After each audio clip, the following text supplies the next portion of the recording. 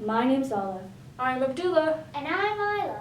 And you're listening to the youngest Canadian radio show host, only on CKMS 102.7 FM Radio Waterloo. We would first like to acknowledge that we are here on the traditional territory of the Haudenosaunee, Anishinaabe, Ottawa or neutral peoples. Thank you to all the listeners for tuning in to hashtag Can Youth Vote Matter and hashtag Can Minority Vote Matter awareness campaign. Listeners, our radio station needs your support. We're a community channel and we are a nonprofit and we're looking to buy new equipment. Just go to radiowaterloo.ca to donate. Thank you. Today we're honored to have, as our guest, Mike Morrice, Green Party MP candidate for Kitchener Centre. Hello. Mike, thank you so much for being on our radio show. Thanks for having me back again. It's nice to see all three of you. It's very good to see you again. Listeners, with my awareness campaign and radio show, youth and minority can learn firsthand what steps are involved in the election process and how they can become part of a political campaign or a cause that they believe in. Youth and minorities will also know what motivates their political candidates and activists to do what they're doing and what sacrifices they have to make to do what they're doing. Our radio show will show the youth and minority how they can make themselves heard and have their issues get the priority that they deserve.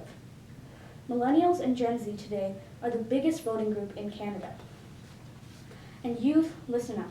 You're a quarter of Canada's population, and minorities, you're no less than 1/5 either. But in 2019, voters aged 18 to 24 came less compared to the 2015 federal elections. Youth, now that you're going back to higher studies or work, this is your time. Youth and minorities, what I've learned in my awareness campaign is that your elected members will listen to you if you voted. The minority can come out and partner with their candidate, and that candidate, once elected, will support them when making legislation and laws. And youth, you need to understand this. Any legislation made today will affect your present and your future the most. After every election, elected representatives know which group voted in the elections. If they knew that youth and minorities voted, they will listen to them and listen to their issues.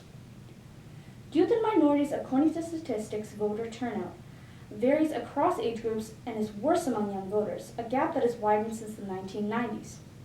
Only 38.8% of Canadians aged 18 to 24 voted in 2011, compared to 75.1% aged 65 to 74. Turnout also tends to be lower among single parents and newer immigrants who have obtained citizenship, according to Statistics Canada. The voter turnout in the 2018 Kitchener municipal elections was only 28%. Only 28%. Come on. Then youth and minority, you say they don't listen to us, they don't make legislation or laws that addresses our issues and concerns. Wake up, guys. Wake up. Youth, look around the world. Wherever a revolution or any activism for change happens, it's always done by the sacrifices of the youth. During these times, even the society calls them out to make a change. The Canadian activist Natalie Moore is a youth. The Pakistani activist Malala Yousafzai is a youth. The American Emma Gonzalez is a youth as well. The young women leading the democratic revolution in Sudan are youth, just like Allah Saleh. I was honored that a young Canadian woman came to me and said that I reminded her of Allah Saleh. The Swedish activist Greta Thunberg is a youth, and the Canadian activist Anna Peltier, the Anishinaabe girl, is also a youth. According to Statistics Canada, hate crime in Canada has increased by almost 50%. That's a lot. Believe me, by any measures, that's a lot. In our own Canada, the ship SS St. Louis, with more than 900 Jewish refugees on board who were seeking asylum and safety. These innocent refugees were returned to Europe, where a large number of them later died in the Holocaust in the death camps. This ship, this voyage of the damned, had children on board who were scared, terrified, and crying, but at that time, we looked away. The discrimination that our LGBTQ+ community faced many a times, whether it's the Toronto's bathhouse raids or many other such incidences, all these are part of our Canadian history too. KW listeners, you don't have to go far. Just go to your Waterloo Museum or sit with different groups and you will know that in our own KW, who treated wrongly the German immigrants in the early 1900s, then later down the years, who treated the former Yugoslavian immigrants wrongly, and now who are treating the Syrian immigrants wrongly. Going to the Waterloo Museum, you will learn how our Chinese migrants were taxed wrongly. And also many Canadian First Nations were stopped from many of their traditional practices. And who among us can forget Viola Desmond, a woman of color, a woman of minority, a young woman who refused to leave her seat in the white section of a theater? Yes, this happened in our Canada. But listeners, our Canada is a beautiful place. We have our downs, but we educate each other. We do not hide our history. All these are our strengths, and this is what makes us great. We stand strong together. Most of us are good at heart. Every time I stand in front of a mirror, I say, "Hey Ella, I'm a Canadian," and it makes my heart fill with joy, and it brings a smile to my face. We all love calling this beautiful and great country Canada our home. Our beloved veteran Harry Watts once told us that our Canada is like a garden, and all the different flowers in it are what make it beautiful. This is what he fought for and what he believed in, and we hope to keep it that way. Youth and minority, now more than ever, your role is very important. As you hold the power to vote, youth and minority, you are the change. We need to come together and vote, because our vote and our elected representatives will make laws and legislations that you want. Again, today I am honored to have Mike Morrice, Green Party MP candidate in Kitchener Centre. So Mike, can you please tell us about yourself, about how and why you got into politics and your political struggles? Sure. Well, first of all, I just want to say thanks for having me back again. It's really generous of you all to invite me back onto the show, and for that lovely introduction. Of course. That's sets the stage for this conversation really well, right? And to answer the question, Isla, it was around the time when I met all three of you that I had made the decision to run for the first time. And for me, it was because I had been, having been a young person myself and working as kind of an activist and a social entrepreneur and doing what I could, leading a nonprofit to try to see change on the climate crisis, for example, change around the amount of wealth inequality in our community. And I found that while we started to make some progress, that if we didn't have people in Ottawa who were setting the rules in a way that oriented the market for and kind of created the rules that made it more possible for us to solve these kinds of big challenges that we all face that really affect your futures, that we weren't going to go fast enough. And so I never expected to be doing this. I never had a plan when I was in high school that, I'm going to be seeking to be an elected representative. I never thought I would be doing this, but it became a sense of, kind of in my heart, a sense of calling, that this was the way that I could best use the skills I have and the passion I have for service to our community to really make a difference. Thank And you. that's why I decided to run. Thank you. The second question to you is, can you tell our listeners why do you think that youth and minority votes matter, and what steps can be taken to get them more involved in the election process? Well, I actually think Allah said it best. Youth voices matter because this is your future. The decisions that are being made in Ottawa are going to affect what kind of world you three all grew up in, and your listeners too. And so that's, to me, why we need to be prioritizing, when folks get elected, as Allah was sharing before, they should be listening to young people.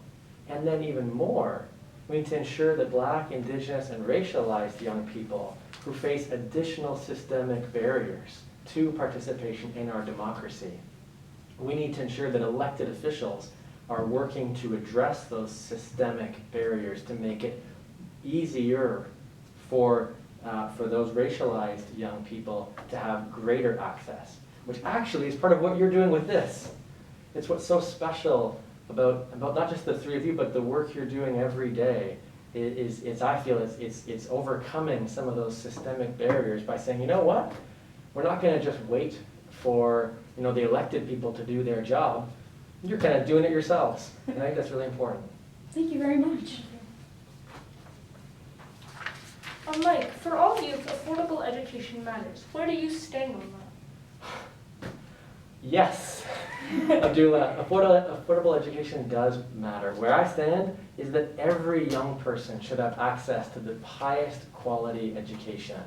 And I'm really disappointed that right now in this country, and I'm proud to live in this country just as Allah was sharing that you are, And yet still, we have significant challenges around young people, particularly when they look past high school, when they're looking at university or going to college, whether it's about the cost, for example, of that tuition, that good education isn't available to every young person.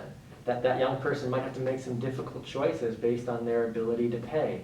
And so I would want to be putting forward legislation that makes it easier for every young person, based on their interest and their talent, that they would have that choice to pursue education that best meets their interest. Thank you. Thank you. For youth and minority, better jobs matter. Where do you stand on that? Better jobs do matter.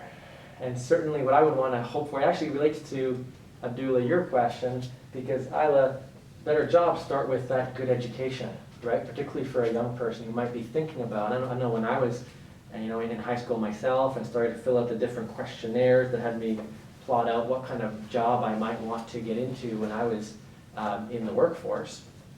And the decisions that were in front of me at that time were, well, what kind of courses do I want to be in high school that might help me explore my interest to then see better where I might want to consider post-secondary and then getting into the kind of job that I felt might be fulfilling for me and also be a good source of income. And so I think it's really important that, yes, we need to have the clean economy of the future, but for young people in particular, it goes, I think, back to your question, Abdullah, as well. And so I'd say, if we make sure that young people have the chance to reflect on what they're most passionate about, they have a chance to pursue the education that they feel might kind of orient them towards the kind of good jobs of the future, I think that's really important. Thank you. For many youth, better environment matters. Where do you stand on that? A better environment does matter. And, it's really disappointing to me when I look at some of the science when it comes to climate, the climate crisis, for example. And we've had young people, and I think, while you were mentioning some of the young people, one example is a young person named Severin Suzuki. Back in 1992, when she was 12 years old, she spoke at the very first conference where political leaders from around the world came together to talk about this emerging concern that they were calling global warming at the time, that we now talk about as the climate crisis. And she was there and she was telling those adults to say, get your act together. This is time to take action and it's going to affect my future, because Abdullah, as you were saying, a better environment matters for young people. And you can all guess what happened. They didn't really listen. They smiled and nodded, but they didn't do what Severin was calling out for, what Autumn has been calling out for, what Greta Thunberg has been calling out for, what you three are calling out for. Mm-hmm. And so to me, what we need to be doing is having people in office, whether it's federally, provincially, municipally, that are going to listen to scientists and listen to Indigenous leaders and listen to young people who are saying, this is our future, we deserve a safe climate future.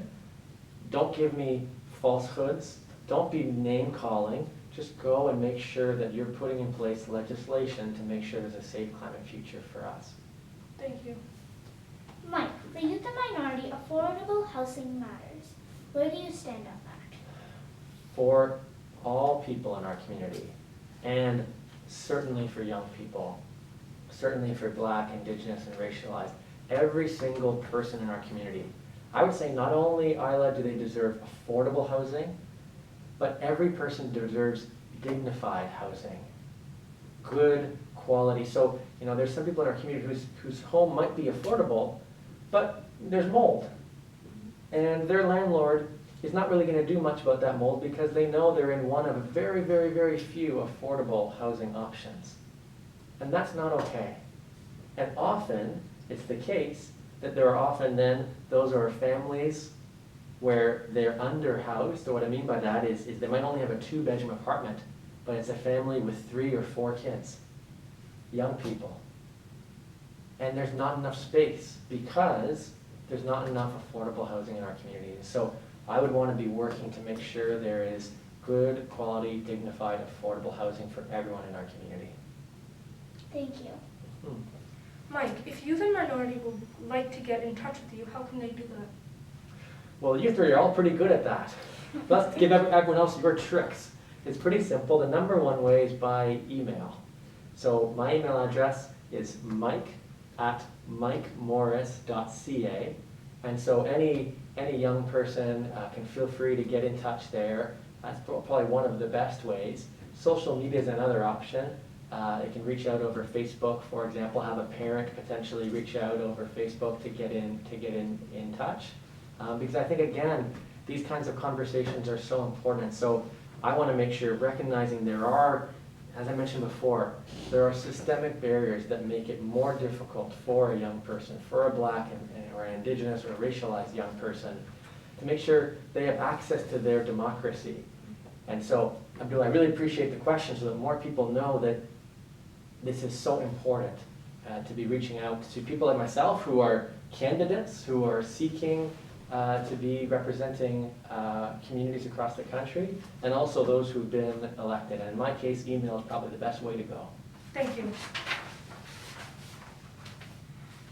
Many voters love a candidate, and they want them to be their representative, but they are worried that their votes are going to waste. What advice do you have for them, Mike?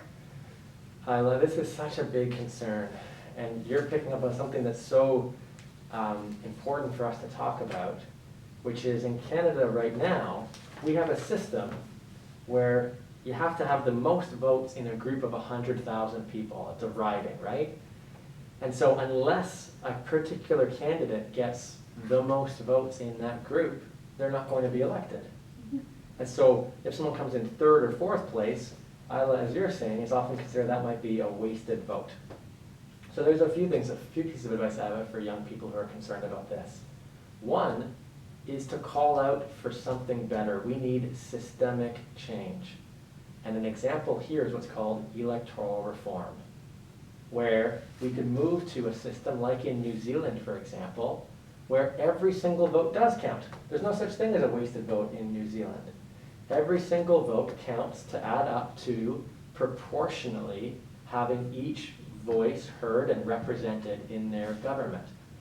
So, all kinds of different campaigns that young people can be a part of, to campaign for action on climate change or to be campaigning for action on good housing, as we were talking about earlier. Another good campaign for young people to be thinking about is to be pushing our political leaders to prioritize electoral reform so that every single vote counts. The other would be, I would actually encourage any young person to be holding people accountable to past promises to push for electoral reform. This kind of activism that's super important because as you were sharing before, every revolution, every meaningful social change, it's always, you'll find young people are on the front lines who are putting in the work. And I think this is another example where young people can be calling up to say, hey, you know what? This democracy you're handing us, it's not good enough. Every vote should count in our democracy, and you can push for that kind of change. Absolutely, thank you. Mike, I'm a girl, and statistics show that women are more likely to be harassed in their workplace, and you know that the pandemic has especially been bad for women. So my question to you, Mike, is, what are the procedures you use that keep girls and women safe in your campaign office? And if they have a concern, do they know it will be heard and that they are not going to be victim blamed? It's such an important question, particularly in our community where we know that the rates of gender-based violence are higher in Waterloo region than average. We know that our community actually is one of the least safe in the country for women. And so these are sad realities, but we have to be honest about those realities, right? We need to be honest about the reality of workplace harassment that continues. We have a culture that permeates that. And so whenever I've, whether it's in a nonprofit or here in the campaign, wanting to ensure that there are appropriate ways for a girl or a woman who might be in the office to ensure they can speak with someone if they ever have a concern of any kind. And that would be, our campaign manager, my good friend Asha, for example. It'd be our volunteer coordinator, and her name is Zoe. Folks like that they could speak with to ensure that their concerns are appropriately heard within the campaign, And then also within the Green Party, that they could reach out also to the party if they weren't comfortable speaking with someone on the campaign team. In addition to that, though, it's also about creating a good culture where everyone feels safe, where everyone feels heard, where we ensure we're kind of creating the world we want out in the community right here in the campaign. And that we just live out every single day. And I think that's really important, to have that culture in place while also having the right mechanisms to ensure that someone who may be concerned has a way to have those concerns heard, to be, as you mentioned or you referred to, should those concerns are taken as seriously as they need to be taken, and that person feels there's a way for them to kind of move forward with any concerns that they might have. Exactly, so sort of practice what you preach within your community. That's exactly it. You be the change you want to see in the world. This is when we're starting a campaign. We want to ensure we do it in that way, so that then, as our MP, we could then also, having been on the board at Women's Crisis Services, for example, in our community, have a sense of the experiences around gender-based violence in our community, that, again, as our MP, I'd want to be putting legislation in place, having listened to and continuing to listen to the experiences of women in our community to ensure that we make it more safe for everyone. Thank you. I want all our listeners to know that we neither support nor oppose any guest or their views. My awareness campaign is solely to make youth and minority become more involved in the electoral process. Listeners, we're the youngest Canadian radio show hosts, but before this radio show, we also make video games too, and we claim to be the youngest siblings to make video games in the world. One of our video games is titled Trevor versus the Heart of Doom. Trevor's power is real Canadian milk. It makes Trevor strong. We also started a school project called Making Canadian Kids Strong Again. One kid, one glass of milk at a time. We want milk to be given to elementary students every school day free of cost.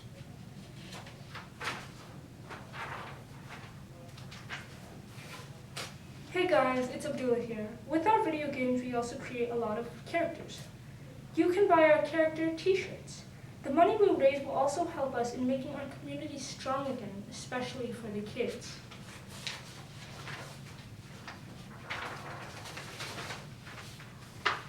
Also, I am the youngest Canadian self-publisher writer.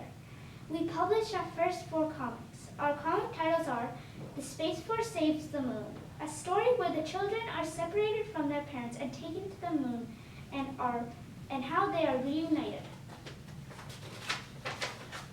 Trevor versus the Heart of Doom, a story of how the parents of Trevor are kidnapped and then how Trevor uses the power of real Canadian milk to save them. 3. Pamper Lee versus Diabolical Diapers, the story of how Super Baby, Pacifier Boy, and Pamper Girl fight off Diabolical Diaper and his henchmen. The Perils of the Deginers, the story of how man and nature can survive in harmony. Again, the money we raise will also help us in making our community strong again, especially for the kids. And listeners, as you know, singing is also part of our radio show. So enjoy We Don't Talk Anymore by Charlie Puth and Selena Gomez. Ready, guys? Yep. We don't talk anymore. We don't talk anymore. Ooh, we don't talk anymore like we used to do. We don't love anymore. What was all of it for? Ooh, we don't talk anymore like we used to do. I just heard you found the one you've been looking for. I wish I would've known that wasn't me. 'Cause even after all this time I still wonder why I can't move on just the way you did so easily. Don't wanna know kind of dress you're wearing tonight. Please hold on to you so tight the way I did before. I overdosed, should've known your love was a game. Now I can't get you out of my brain. Oh, it's such a shame. We don't talk anymore. We don't talk anymore. Ooh, we don't talk anymore like we used to do. We don't love anymore. What was all of it for? Ooh, we don't talk anymore. anymore like we used to do. I just hope you're lying next to somebody who knows how to love you like me. There must be a good reason that you're gone. Every now and then I think you might want me to come show up at your door, but I'm just too afraid that I'll be wrong. Don't wanna know if you're looking into her eyes, if she's holding on to you so tight, the way I did before. I overdosed, should've known your love was a game. Now I can't get you out of my brain. Oh, it's such a shame that we don't talk anymore. We don't talk anymore. Oh, we don't talk anymore like we used to do. We don't love anymore. What was all of it for? Oh, we don't talk anymore like we used to do. Don't wanna know what kind of dress you're wearing tonight. Please give it to you just right, the way I did before. I overdosed, should've known your love was a game. Now I can't get you out of my brain. Oh, it's such a shame that we don't talk anymore. We don't talk anymore. Oh, we don't talk anymore like we used to do. We don't love anymore. What was all of it for? Oh, we don't talk anymore like we used to do. We don't talk anymore. Thank you. Thank you. That was amazing. Listeners, I'm Isla, and please subscribe to my Twitter @AYLA_awesome and Instagram AYLA_awesome forever. And we have also started a new project called Muslim Girls OK to Question, which encourages Muslim girls to go into the field of science and to start asking more questions about science. And listeners, we're also looking for other sponsors for our projects, especially made for the kids in our community. Just a walking distance from our studio is Google. Hey Google, sponsor our projects. Timmy's and Walmart, what about you? For more information, please visit our website at www.alaconseil.ca.